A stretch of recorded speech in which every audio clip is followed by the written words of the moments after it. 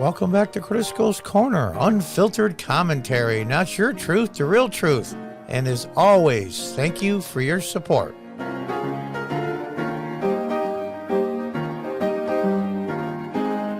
Hi folks, welcome back.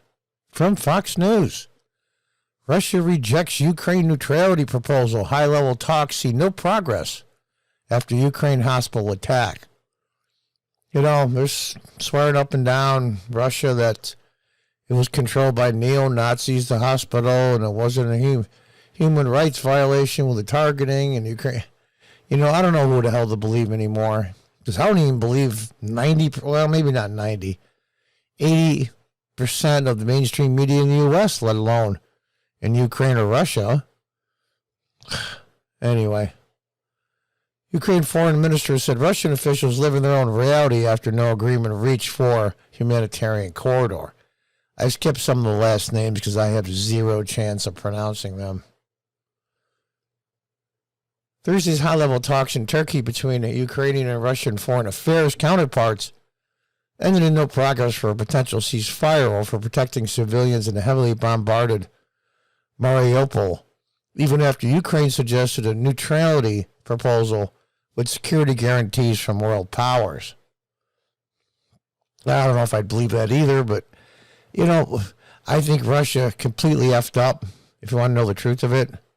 They had legitimate concerns with the administration that was put in there by the West, i.e. the United States and Western Europe. And now it seems that there are biolabs, several of them in Ukraine, one of the poorest nations in Europe, by the way. You know, they say, well, America, that's preposterous. Americans weren't funding those. Well, they weren't funding the WUHN lab either. But technically that might be true, just like Fauci, the little squirrel meister that he is. The money went to an agency, who went to the lab. So it wasn't us. So, you know, these guys are all full of crap. So it looks like there's large amounts of money involved in biolabs, huge amounts of money. Looks like that was funded by somebody, either directly or indirectly from the West. So I can see the Russians' point with that. But to do what they did, I think, was way over the line. But let's read on. In the most senior interaction since Russian President Putin launched the invasion of Ukraine February 24th, the failed talks between the Ukraine foreign minister and his counterpart, Russian foreign minister, lasted just 90 minutes in the Turkish coastal city of Antalya. Russian reporting rejected Ukraine's neutrality proposal that promised international security guarantees, according to the Financial Times. The two sides discussed a 24-hour ceasefire would not make progress, as Russia was still seeking surrender from Ukraine. This is not what they're going to get, he said, adding that he's willing to continue the dialogue. After Russians bombarded a maternity and children's hospital in the Ukrainian port city of Mariupol the day before, Lavrov rejected what he criticizes as the shouting over the so-called autocracies, repeating Russian claims without evidence that the hospital was captured by Ukrainian far-right ultra-radicals. He also dismissed concern about civilian casualties as pathetic shrieks from Russian enemies. Yeah, that's pretty bad. In response, Kuleba asserted that the leadership in Moscow live in their own reality.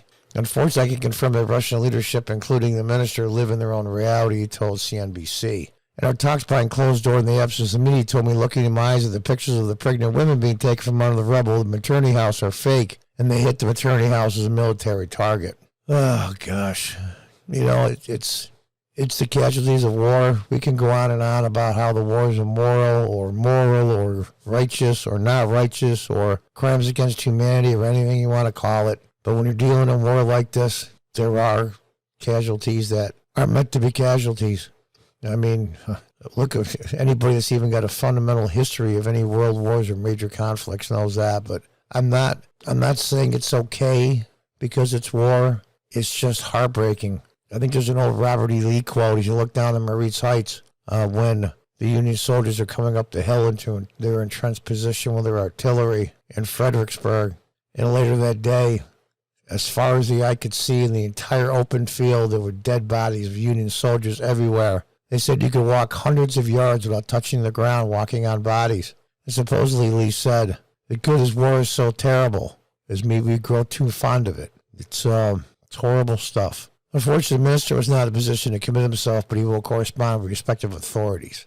And we can read on, people are breaking into food shops, and melting snow for water. It's spring is breaking there. I think they're right around the same timetable as myself. I live in the Northeast in upstate New York, so it's just starting to get warmer, cold nights.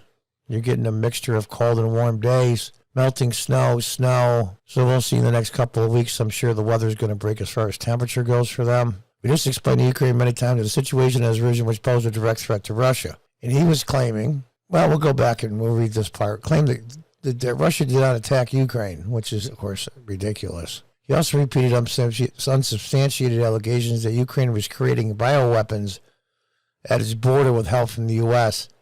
Now, I don't know right at its border, but there were biolabs in Ukraine. One of the assistant secretaries of state admitted it into a Senate subcommittee not too many days ago. And she had a huge fear and concern that if Russia takes these biolabs, they're going to get the product of those biolabs and use it as weapons. What the hell are they there for?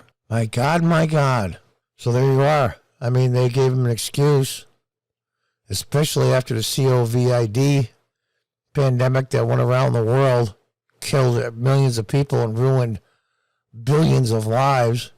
Yeah, they might get a little... Russians are paranoid anyway. But anyway, he said Putin would meet with Ukrainian President Zelensky, but only after further negotiations about Russia's borders grievances.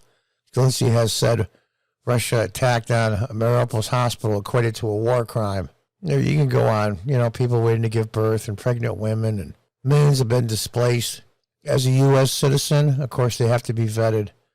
I have zero issue with even all 2 million refugees coming to the United States. Granted, Ukraine's a poorer country, but many of these people have skills. Many of them want to work, want to contribute to the society. But even more importantly, these are people that know what it's like to lose their freedom. And if they came here, they would bring that mindset with them, and I have zero issue with that. Calling it a war crime, even if it was an accident.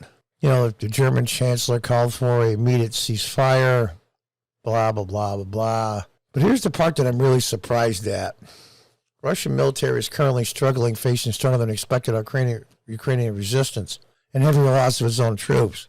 But Putin's invading force, more than 150,000 troops, remains possibly insurmountable advantages and firepower as it bears down in key cities. Yep, it's the way it is. And that's, they're going to be surrounded, Kiev. And it's just, how long will this continue? They won't stop until the country's taken, and then probably the guerrilla war will start. But anyway, folks, there it is. One side lives in a different reality than the other. Sounds like the United States in a lot of ways. Until the next time, goodbye and good luck.